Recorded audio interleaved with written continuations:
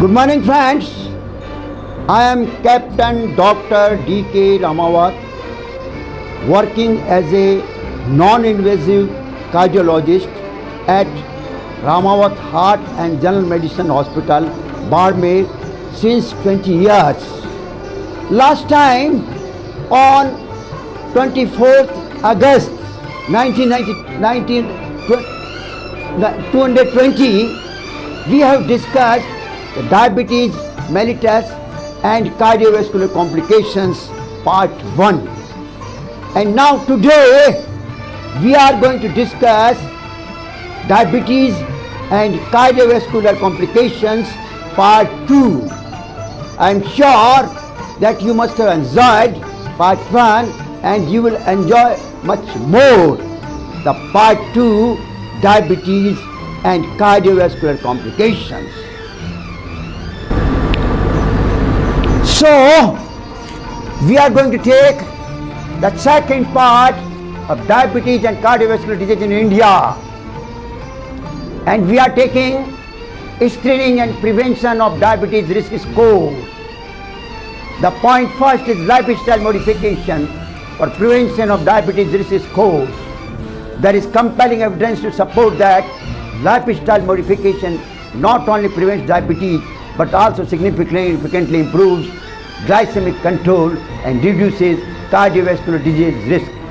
Dietary management aims at achieving and maintaining an ideal body weight, a desirable lipid profile, and euglycemic status.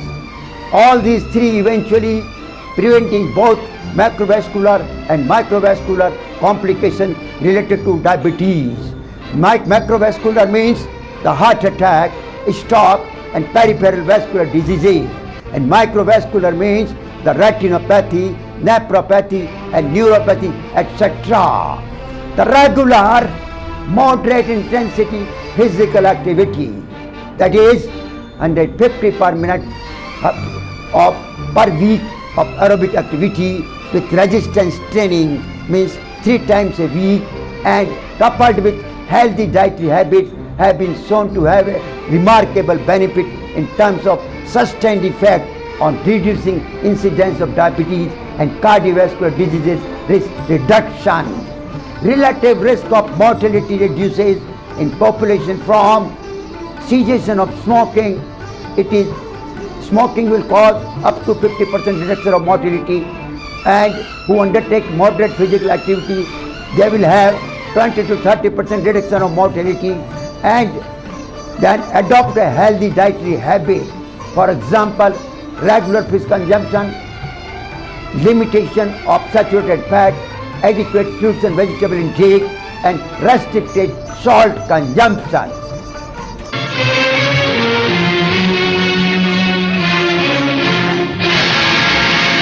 So we were going to dietary approaches. The dietary approaches to stop hypertension study, the DAS study, evaluated adopting a healthy dietary pattern in non-diabetic individuals, found the anti-hypertensive benefit similar to those of pharmacological monotherapy.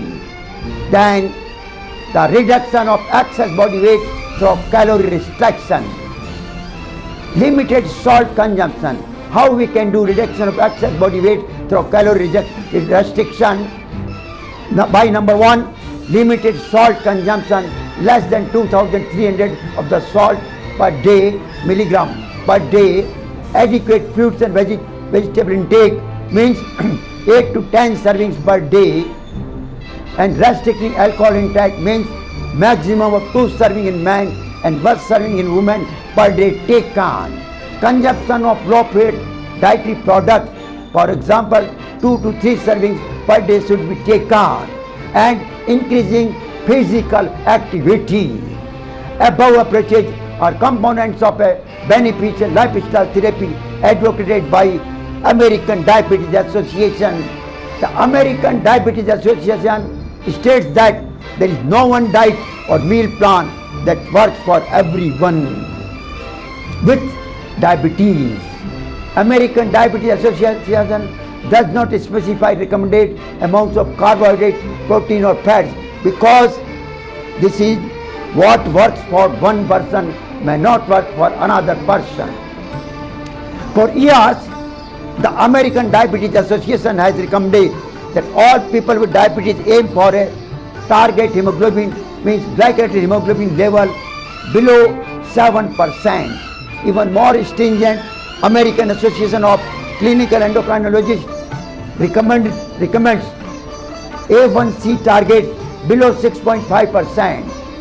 Then calorie restriction and increased physical activity are measures of intensive lifestyle intervention as performed in the Action for Health in Diabetes. Trials are beneficial in cardiovascular diseases, risk reduction and for improving glycemic control.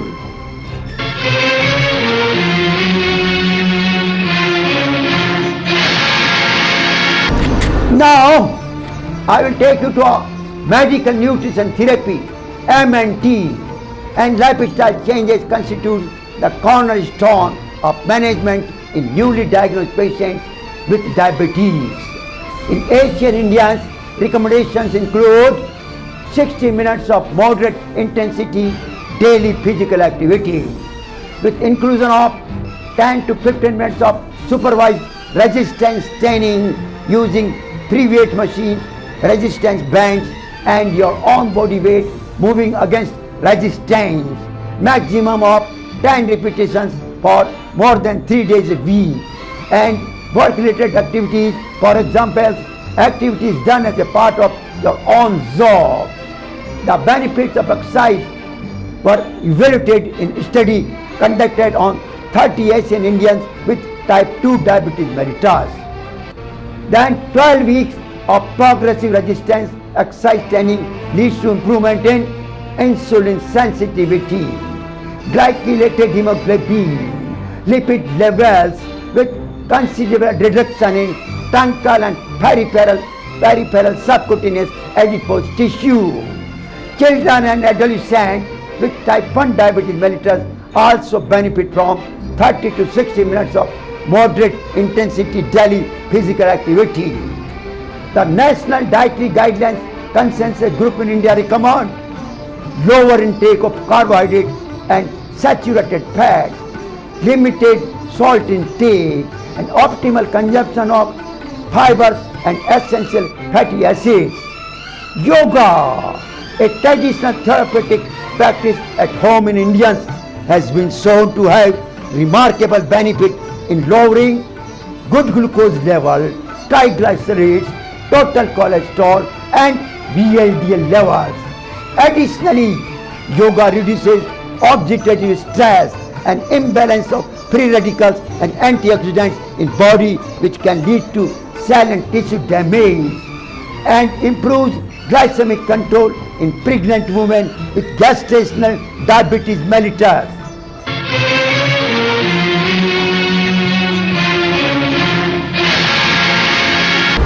So, now I will take you to pharmacotherapy of diabetes mellitus. First we will discuss glycated hemoglobin in diagnosis, that is A1C in diagnosis. What is that?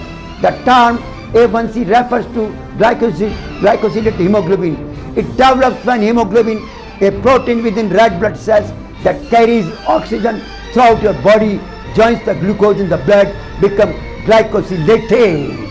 A1C can indicate people with normal, number 1, pre-diabetes, number 2, and diabetes, number 3, as follows. So A1C normal, pre-diabetes means impaired glucose tolerance and diabetes. First we will take the normal.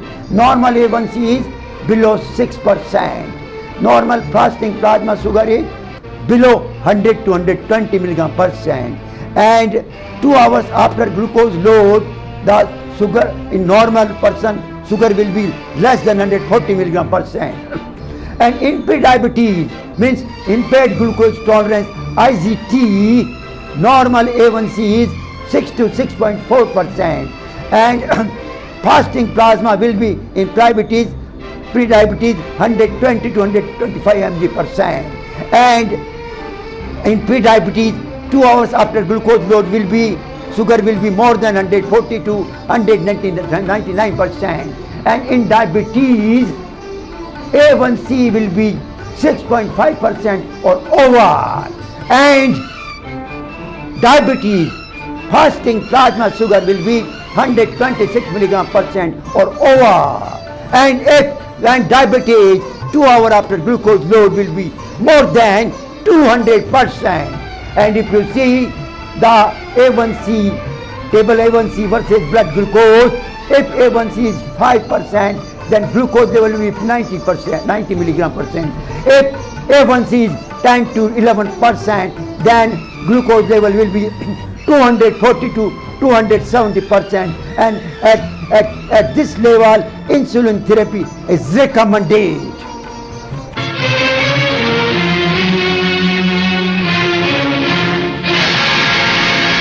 So, now I am going to, after pharmacotherapy, the diabetes mellitus itself, initiation with single oral anti-diabetic agent, upregulated to maximum tolerated dose before prescribing combination therapy is the standard approach.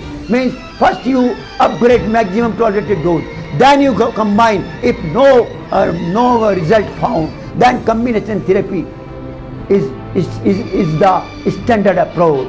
Long-term follow-up data from 2 landmark trials suggested that glycemic control is effective in reducing cardiovascular death in patients with type 1. Means diabetes control and complications trial study. So 2 landmark trials suggested that glycemic control is effective in reducing cardiovascular diseases death in patients with type 1 and type 2 diabetes. Diabetes mellitus is a strong risk factor for coronary artery diseases, complications and prognosis of atherosclerosis. Diabetes has long been considered CAD equivalent. I again repeat, diabetes has long been considered as CAD equivalent. It is a question of DM cardiology. A question of DM cardiology. Diabetes has long been considered a CAD equivalent. Hence, there is need to educate physicians to use multiple cardiovascular diseases risk reduction agents like antihypertensive and antiplatelet agents in CAD equivalent, because they have an edge over the others. In 2005, Indian Council of Medical Research guidelines advocates use of anti-diabetic as follows. Firstly, goal of glycosylated hemoglobin of 7% or less is recommended by 2005 ICMR guidelines. A total of A1C below 7% recommended by American Diabetes Association. A goal of A1C below 6.5% recommended American Endocrine Society. A1C below 8% is appropriate in patients with it is something defect, and listen it properly. Number one, when it is proper, when A1C is less than 8%, means if a person is having advanced CAD, having history of hypoglycemia, means off and on he is having hypoglycemia in spite of taking this drug treatment for the anti-diabetics. And elderly patient, advanced CAD, history of hypoglycemia, and elderly patient, they should use A1C below 8%. Never forget. Then A1C, if controlled more intensively, less than 6% can be harmful. Very, very important. A code study showed increased cardiovascular mortality if you decrease less than 6% A1C. With A1C level more than 10 to 11% with hyperglycemia and glucotoxicity, insulin therapy recommended. insulin therapy recommended.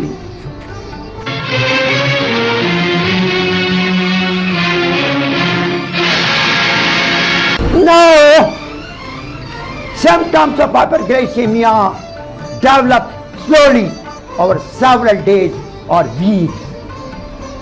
The longer blood sugar levels stay high, the more serious the symptoms become. Signs and symptoms of hyperglycemia. Number 1, throaty smell, breath. 2, nausea. 3, vomiting. 4, shortness of breath. 5, dryness of the mouth and weakness. Then confusion, abdominal pain. Symptoms of glucotoxicity develop. What is glucotoxicity? Refers to structural and functional damage in beta cells and target tissues of insulin caused by chronic hyperglycemia. These alterations cause a lower hormonal secretions and action causing insulin resistance. In such situation, insulin therapy recommended. In glucotoxicity, insulin therapy recommended. Now listen properly regarding BMI. Therapy according to BMI. For BMI 25 kg per meter square or more, the 2005 ICMR guideline advocated use of tablet metformin, the first line therapy. Tablet metformin, first line therapy. For BMI 18.6 to 24.9 kg per meter square, metformin second line therapy because it can be controlled by diet and exercise only.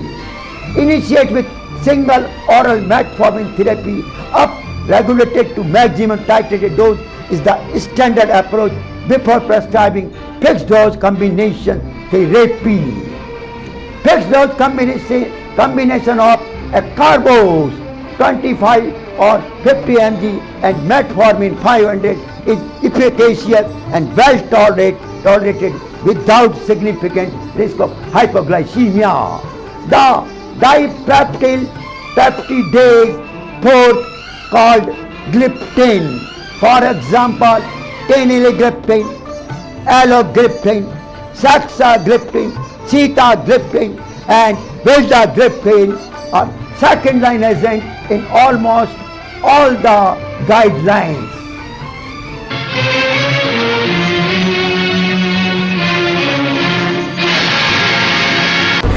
Now I'm going to take newer agent glucagon like peptide 1 agonist, that is GLP-1.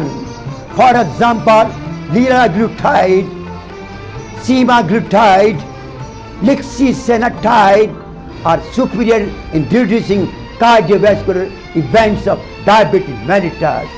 A new class of oral anti-diabetic agents, sodium glucose contrasporter 2 inhibitor, SGLT2, for example, empagliflozin, canagliflozin and dapagliflozin combined early with standard care, improved glycemic control and cardiovascular morbidity and mortality. American College of Cardiology and American Heart Association has suggested moderate to high intensity statin to reduce atherosclerotic cardiovascular risk. Fenofibrate should be used with higher risk patients with increased triglycerides, means more than 200 milligram per deciliter, and simultaneously low HDL, means less than 34 milligram deciliter of HDL.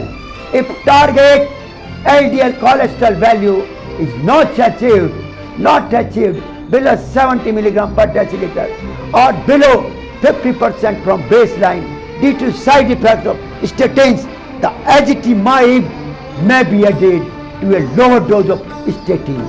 Ezetimibe may be added to a lower dose of statin, and earlier was fenofibrate should be used with increased triglyceride and decrease HDL. Last but not the least, antihypertensive and antiplatelet agents are required because they have an edge over the others. Now, I am going to take you at diabetic retinopathy.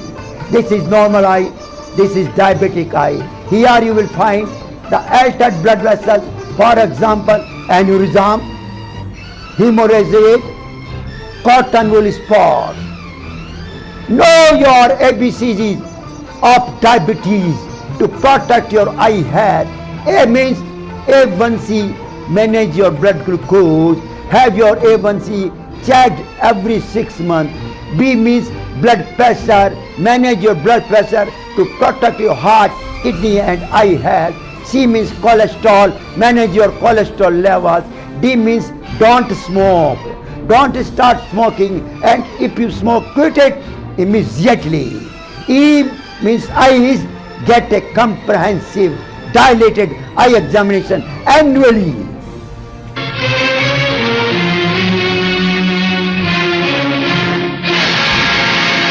Now I am going to take you at diabetic cardiomyopathy, a complicated case, complicated study, diabetic cardiomyopathy. Listen it properly, it is a complicated study. Diabetic cardiomyopathy is a disorder of heart muscle in people with diabetes.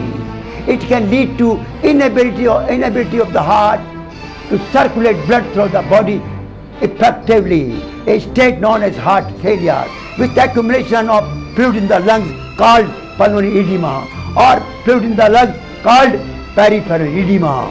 Most heart failure in people with diabetes results from coronary artery disease and hypertension and diabetic cardiomyopathy. And diabetic cardiomyopathy is only said to exist.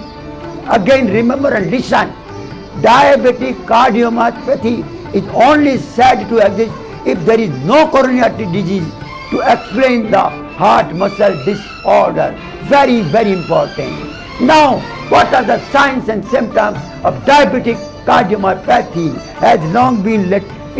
Diabetic cardiomyopathy has the long latent phase. Disease progresses but is completely asymptomatic. In most cases, diabetic cardiomyopathy detected with concomitant hypertension and CAD. You will find that cardiomyopathy always with hypertension and coronary artery disease. But here there is no hypertension, no coronary artery disease, but there is what? Cardiomyopathy. Earliest sign is mild LV diastolic dysfunction with little effect on ventricular filling, because ventricle has become what? Little fibrotic, lesser fibrotic. Then decrease left ventricular compliance because the ventricle is rigid. Left ventricular hypertrophy, then, or a combination of both second and third, means that is inability to ventricular compliance and left ventricular hypertrophy, both will be there, and a prominent A wave noted in jugular venous pulse.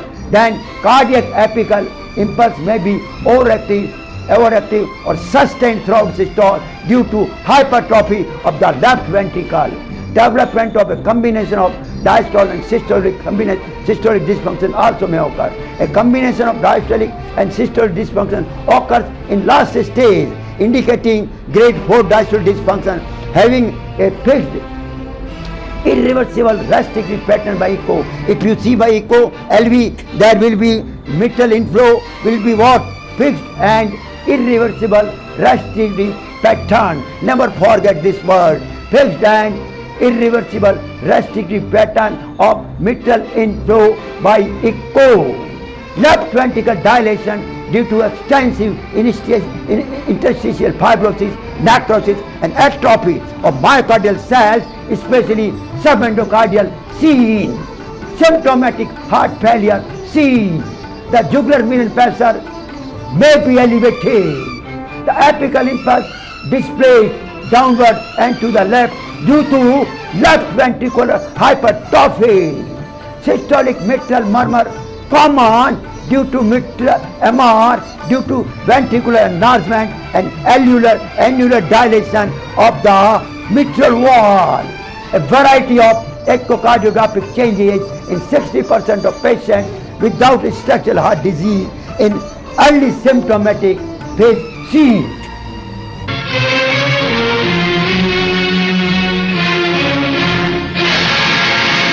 Now, in later on, in progression, a prolonged QT interval indicative of fibrosis. Exclude concomitant atherosclerosis or hypertension, because prolonged QT interval can be also in the atherosclerosis or hypertension. But here it is due to fibrosis only, no change in perfusion or atrial natriuretic peptide level. Never forget, no change in perfusion, myocardial perfusion, or in atrial natriuretic peptide means ANP. There are ANP, then there are two other NPs also. ANP seen until the very late stage of the disease. No change in perfusion or in atrial natriuretic peptide level seen until very late stage of the disease, when hypertrophy and fibrosis becomes very pronounced. Level of atrial natriuretic peptide ANPs secreted largely by the atrial myocardium in response to dilation of the heart. ANP causes natriuresis. ANP causes natriuresis, that is excretion of an excessively large amount of sodium in the urine.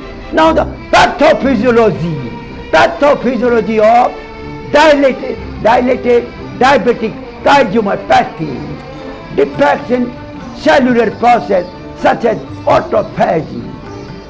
Listen carefully.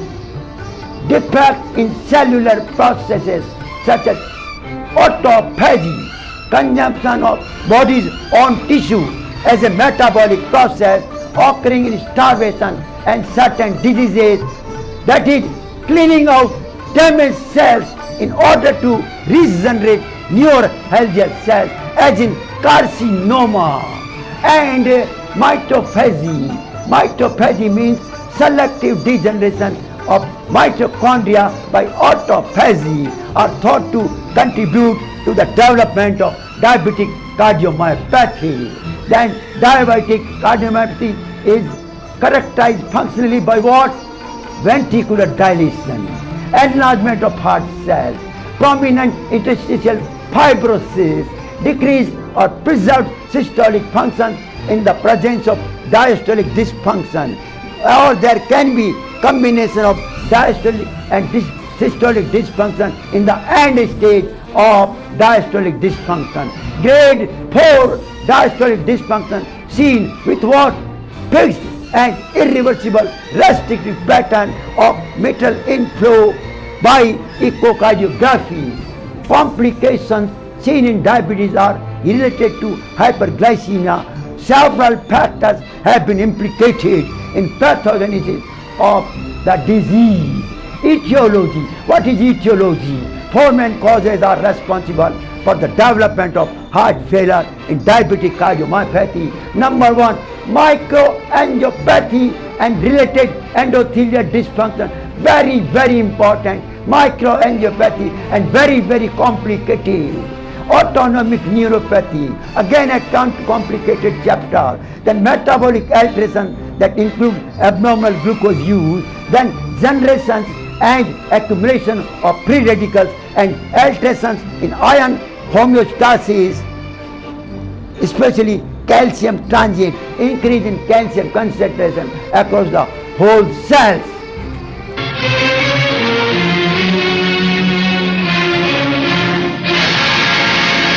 Now you will see the figure, the dilated diabetic cardiomyopathy.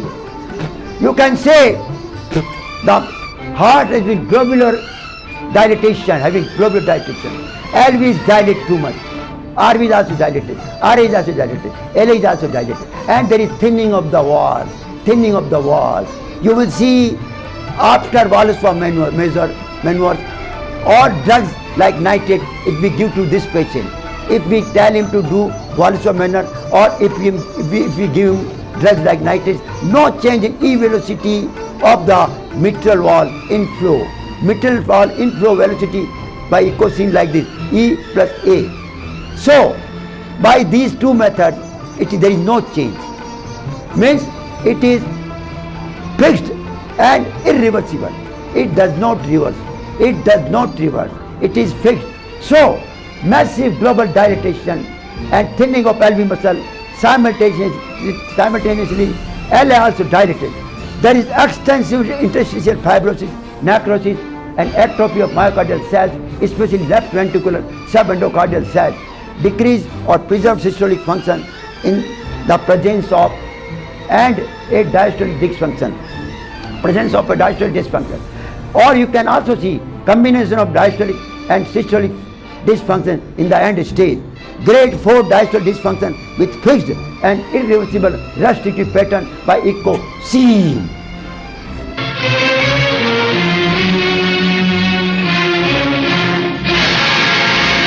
Now I will take you the most complicated chapter, microangiopathy.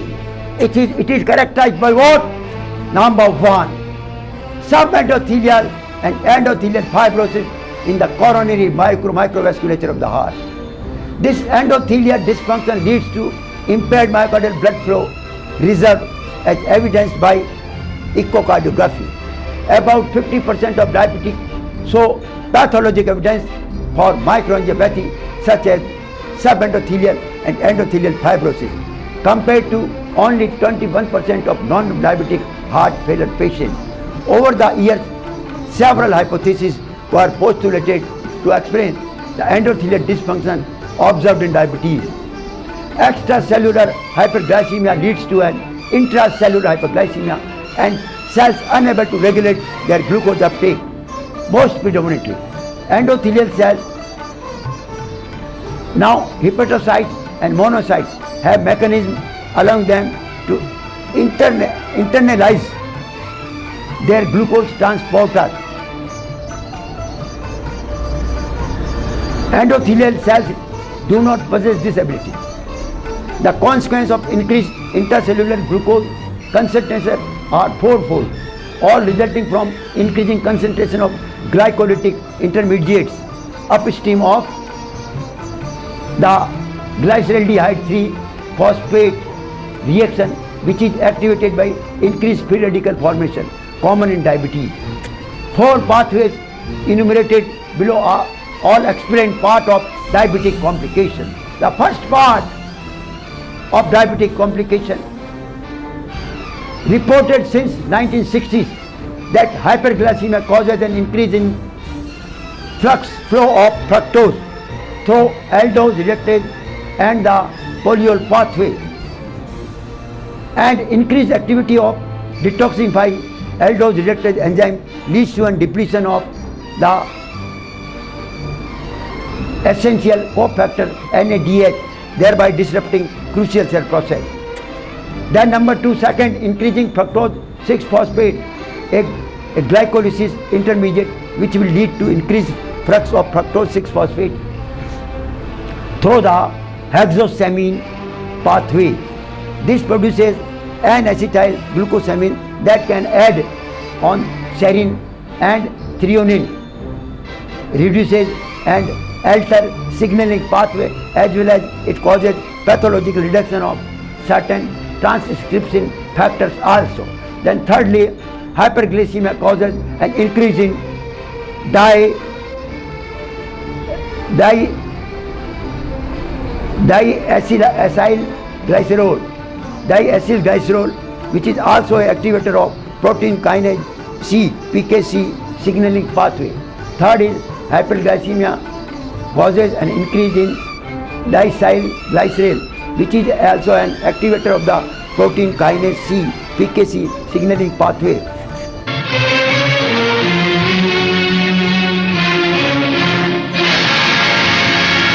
Then there will be induction of PKC, which causes a multiple deleterious effect, including blood flow abnormalities, capillary occlusion, pro-inflammatory gene expression.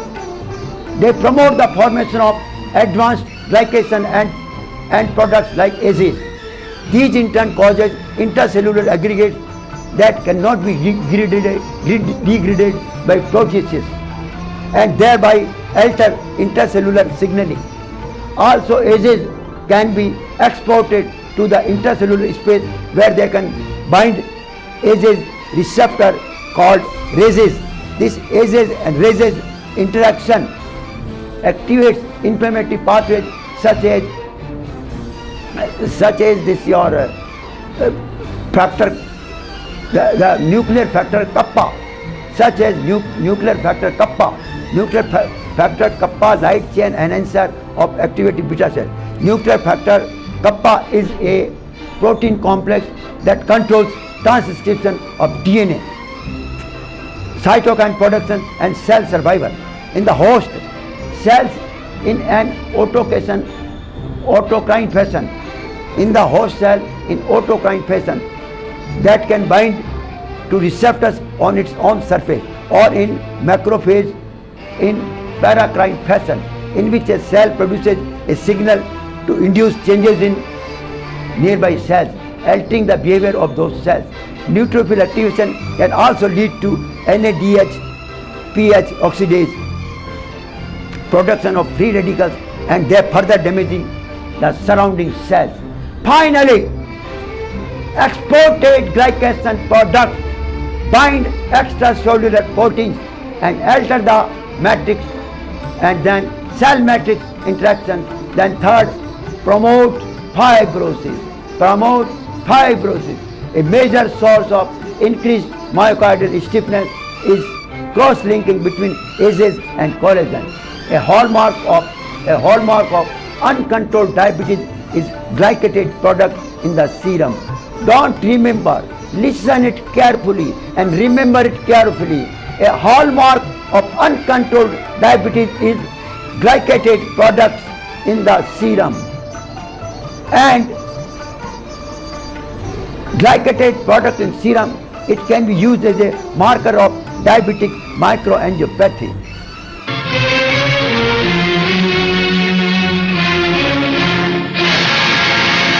So, this is the figure. This shows the diabetic microangiopathy complications. Very complicated figure, but I will go in short. Once there is hyperglycemia and impaired insulin signaling. Impaired insulin signaling is what? Read it here. Impaired signal transduction pathway, a biochemical pathway by which insulin increases uptake of glucose into fat and muscle cells and reduces the synthesis of glucose in the liver, and hence is involved in maintaining glucose homeostasis.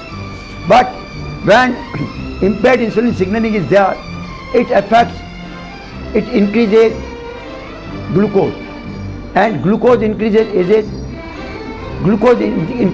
PKC signaling, glucose increases JNK signaling, glucose increases proliferation, embryonic development and apoptosis. Then this proliferation and apoptosis increases mitochondrial dysfunction, and mitochondrial dysfunction will increase ROS, means increase reactive oxygen species, and also this reactive oxygen species increased by JNK signaling, PKC signaling, and this excessive level of ROS production becomes pathological and may lead to mitochondrial and cell apoptosis through activation of the apoptosome protein complex. Now, this increased glucose also causes increased ACEs, and this increased ACEs will cause what? You see, this increased ACEs will cause activation of RASes, and this raises will cause activation of JAKs and states and kappa signaling. Here you see this JNK and states leads to development of proliferation, differentiation and survival of cancer cells, and this nuclear factor kappa involved in inflammation, development and progression.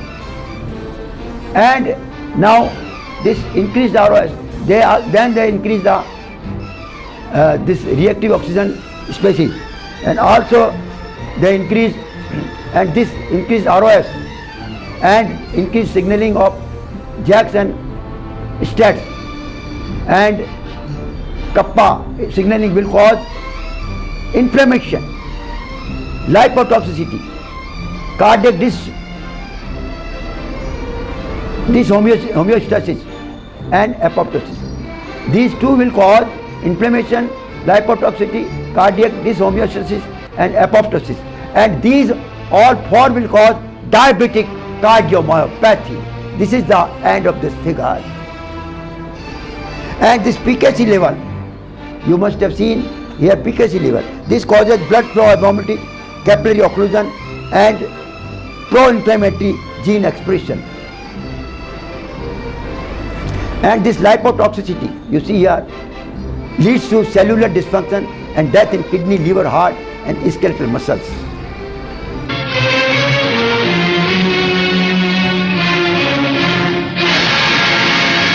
Now we are going to important topic, autonomic neuropathy by hyperglycemia. While the heart can function without help from the nervous system, it is highly innervated with autonomic nerves, regulating the heartbeat according to demand in a fast manner. Here what do we mean by heart can function without help from nervous system? This you will see in this chapter. Heart is highly innervated with autonomic nerves, sympathetic and parasympathetic nervous system. Sympathetic nervous system release the hormones catecholamines, epinephrine and norepinephrine to accelerate heart rate. Heart is also innervated by vagal nerve fibers. The right vagus nerve innervates SA node, whereas left vagus nerve innervates AV node.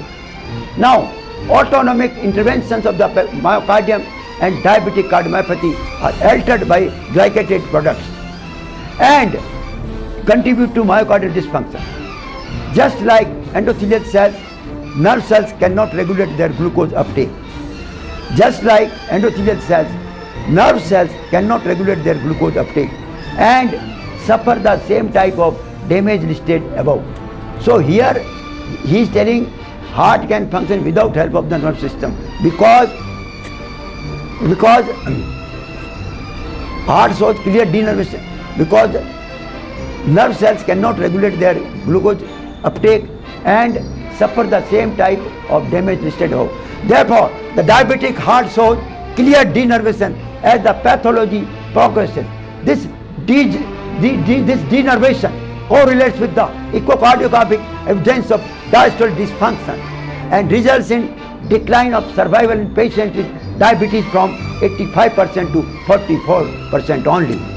Other causes of denervation are ischemia from microvascular diseases and thus appear following the development of microangiopathy. Microangiopathy also will cause ischemia. Treatment now. Now we are coming to treatment of diabetic cardiomyopathy. Listen it properly. At present, there is no effective specific treatment available for diabetic cardiomyopathy. Treatment centers around intense glycemic control through diet, oral hypoglycemic, frequently insulin injections, management of heart failure symptoms, etc. There is a clear correlation between increased glycemia and risk of developing diabetic cardiomyopathy. Therefore, keeping glucose concentration as controlled as possible is paramount. Remember, thiazolidinediones are not recommended in patients with New York Heart Association class 3rd or 4th heart failure due to side effects of fluid retention. And ACE inhibitors can be administered. Diabetic patients with heart failure benefit from similar therapy to a similar degree as non-diabetic. Beta blockers are also common in the treatment of heart failure concurrently with ACE inhibitors.